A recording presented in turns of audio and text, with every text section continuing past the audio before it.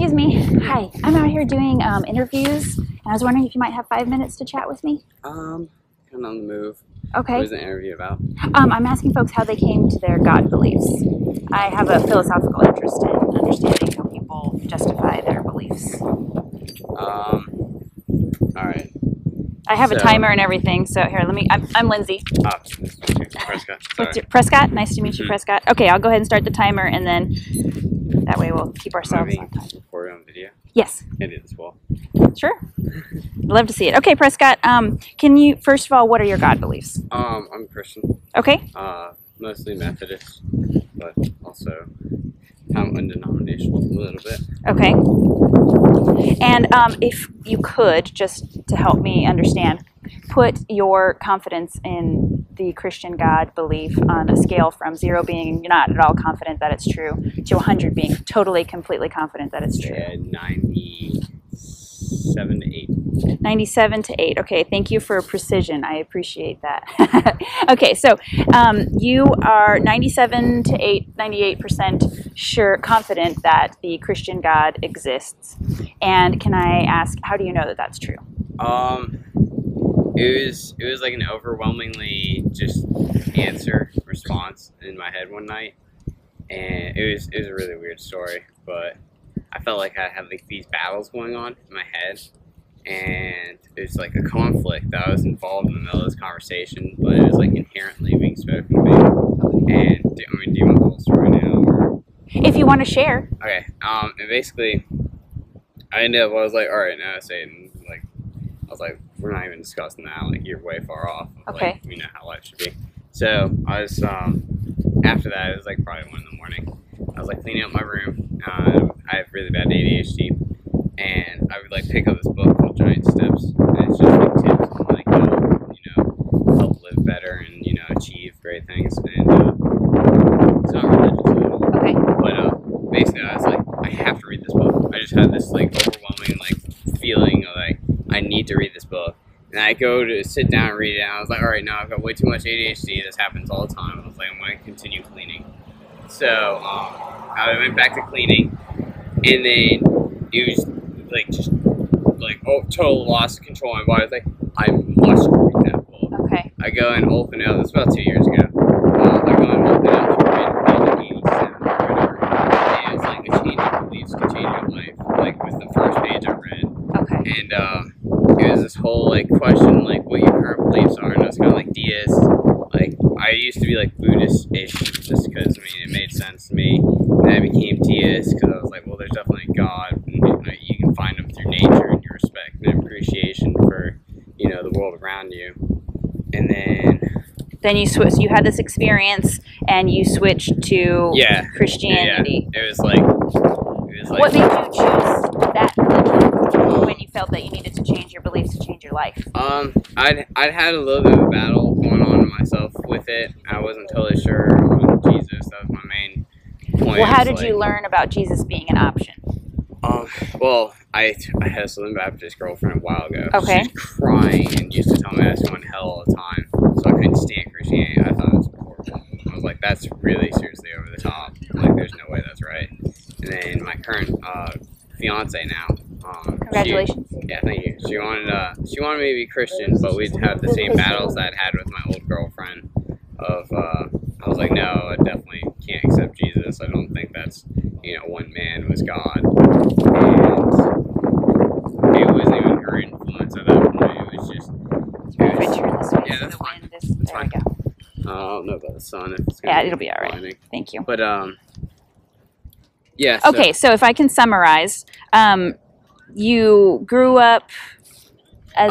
I started off Methodist. Okay, so you did grow up as Methodist. Okay. And then that ended about the age of 4. We moved to North Carolina from Florida.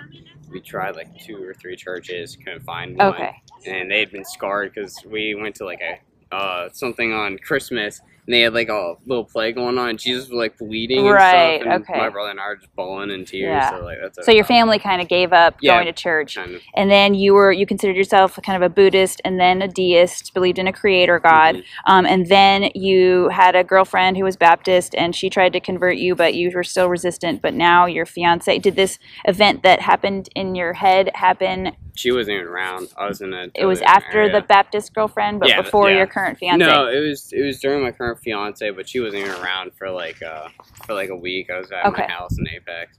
Do you think if your fiance was a Muslim that you would be converting to Islam? I don't know. It's tough because I mean, this conversation when that went on, it was like I was asking these questions. I was meditating too. I used to meditate a lot, and I still do. But I was meditating on these questions, and it was.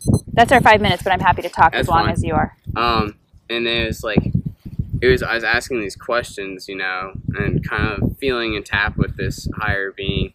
It wasn't even like responses to my questions. It was like inherent knowledge given to me. Like, oh, all right, so that does make sense. You know, that could be correct. And I was like, could Jesus be like, is Jesus your son that you came down from the heavens to give us? So you feel like, you had a personal revelation. It was this inherent knowledge. Like, yes, that's almost positive. Okay. I mean, there's always still that. So when you had the revelation, you asked questions, and the answers that you felt you received led you to Christianity. Yeah.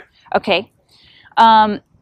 And how do you know that that's true? How do you differentiate the conversation that you had in your head on that night from other conversations you've had in your head, or if I told you I had a conversation in my head and it led me to a different religion being true?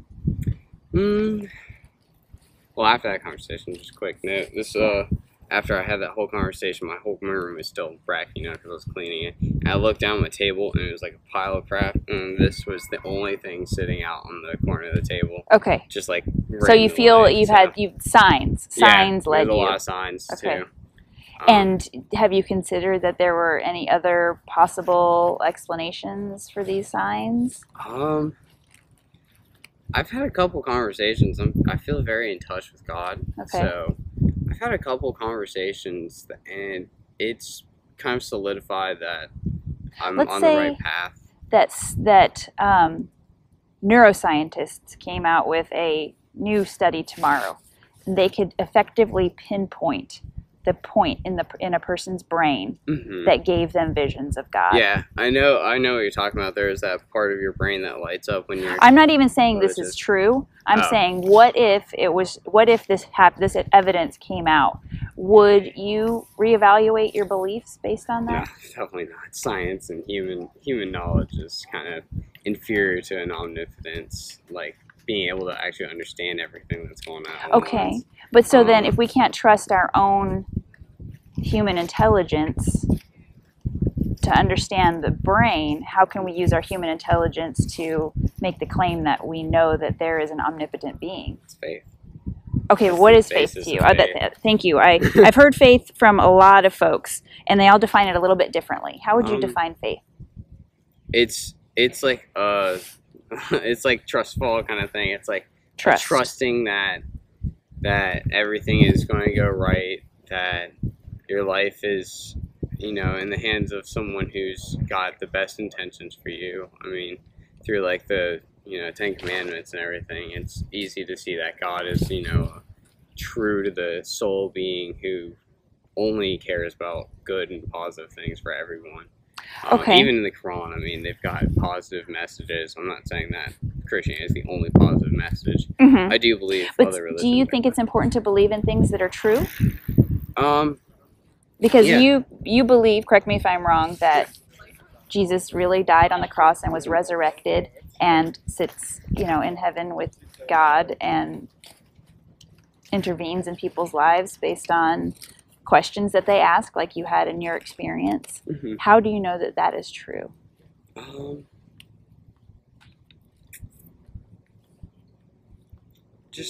I mean, it came down to an inherent knowledge for me, but I know a lot of people don't get the experience I get or got. You know, or they may have had an experience that led them to believe in a different faith system. Well, I don't think that Christianity is the only answer. I definitely think that other people are in touch with God. I don't think they're incorrect. Do you believe that you have to accept Jesus as your Savior in order to go to heaven? See, that's a tough one. That was that was the whole point of where I was at with deism. Those were the questions you were asking. I was like, there's no, that was like why I was on the edge. I was like, there's no way you have to accept this one man. Yeah. And then Jesus became a lot more than a man to me. Okay. He, you really can see God through him, and I mean, he is God at that point. Right. So,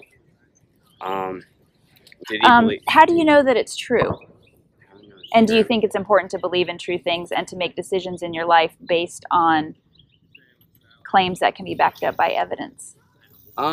It definitely is important to be able to navigate where your current path is going. God's got a path set, He's got a path set up for you already, like from the day you're born. See, that's a hard thing for everyone to accept. That was really hard for me too. But it's like, it's not. So if someone doesn't have the same experience that you do, how can they make the right decision? That they're on the right path. Yeah. Well, that's where Satan's playing around. Because I mean, if you're morally an upstanding citizen, like all my life, even not being Christian, I never lie. I don't believe in lying. I'm honest. I'm kind. I'm respectful. I grew up with a lot of character traits, and I took Taekwondo for like 7 years. I got the second-degree black belt. So Nice. It's all about discipline. Yeah. So throughout my entire life, I've always been like a really good person, and everything's just kind of come to me. So even before you were a Christian, you were a good person. So it's possible for non-Christians to be good people. Oh yeah. Mm-hmm. It's just that was what pointed it to me. That was like, I'm a good person, but that's not enough. Like I'm one of the best. Not enough for you personally, or not enough for anybody? That's not enough for me to just be, getting to heaven. It's not like I just walk in being like, oh, I was a good person. It's like, oh, I understood, and how do you I know was that a good person through you, and you were the one who blessed me with being such a good person. How do you know that that heaven exists? I mean, that there's an afterlife. Okay, but you mentioned that faith. That's okay. I want to know what your reasoning process is. So you've said that faith is trust in things that will go right. So how is faith different than trust? Because when I trust something based on my sensory input and experience and with it. So, I know that if I go up and wrap my hand around that rose bush over there, the thorns will prick my skin because I've done that before. And also I can see that there's thorns on it. So I'm going to stay out of there, I trust that that's the best path for me, is to stay out of the rose bushes. Okay. So when you're talking about faith in God and you've talked about it as trust, what evidence do you have that you base your trust on? Well, trust too, with sensory input, I mean, our senses are pretty limited. Like, we only see colors, like, within the ultraviolet spectrum, and we can only hear certain decibels. Like, our sensory inputs are pretty limited, but they're the best we have to understand the world around us. But there's a lot more, like, dimensions kind of going on. So is it possible to claim to know something that's beyond our sensory experience? It's definitely possible to claim it. Okay. Is it a good way to make decisions in your life if you have no evidence to back it up? If it's turned out correctly and everything's actually turned out better from you going off, not what you know, but what you feel is right and what you've been kind of led as correct, through your heart. Well, human history is full of charismatic leaders who have claimed to know the right way to live. Golden rule is not just from the Bible. It's a pretty common feature of most human societies. In fact, when we find cultures that don't behave in that way, it's something that is surprising to us, right? And so there are adaptive behaviors that have allowed humanity to flourish and get to where we are, on the top of the food chain, if you will. So what I am asking is, if we can't know based on our sensory input or based on evidence in this world that there is a supernatural being called God, is using faith a reliable way to make decisions about the world? I'd say, well, with what you're saying with people and their golden rules and they're teaching you how to live, a lot of those rules basically boil down to not sinning and not being, susceptible to Satan's kind of like grasp and right. But so Satan existing is a claim about the world. It's a claim that has no evidence to back it up. I mean, it's got evidence. It's got a Bible with a lot of right. But so the Bible was written by man, right? It is written by men who were inspired through God, and it's basically God's word spoken to men. Okay, but the only sensory evidence that we have of that is that it was written down by men. Yeah. I don't dispute their claim. I had that a lot too. But I'm asking more about. We have to make decisions in our lives every day. We have to vote. We have to decide how we're going to spend our time and money and how we're going to treat each other in this world. And I personally want to use a reliable way of knowing about the world in order to make those decisions. And so when I'm talking to people about faith and they talk about, trust in something that things will go right, even though we don't really have any sensory or physical evidence of it, my question then is, how is that a reliable way to make decisions about the world in our lives? All right. So, yeah, with making decisions based off your sensory input, and your understanding, I'm not claiming that life will go badly at all. There's plenty of people that they achieve stuff. There's a lot of corrupt politicians and all that have made their way up because they're smart, and our society's become less and less God oriented, and with technology, God's really getting lost through the messages.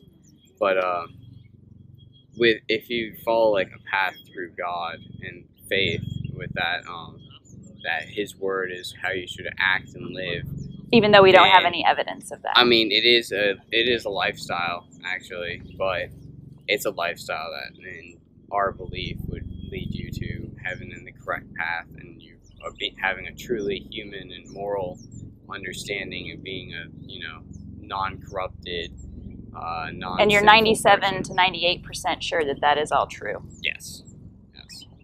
Wiser men than I have said, wiser people than I have said that one should apportion their confidence in a belief to the amount of evidence that's available to back it up. So for something that we have very little evidence, we should be very confident in that belief. But if we have something that has a lot of evidence, then we should be confident in that belief. What do you think about that?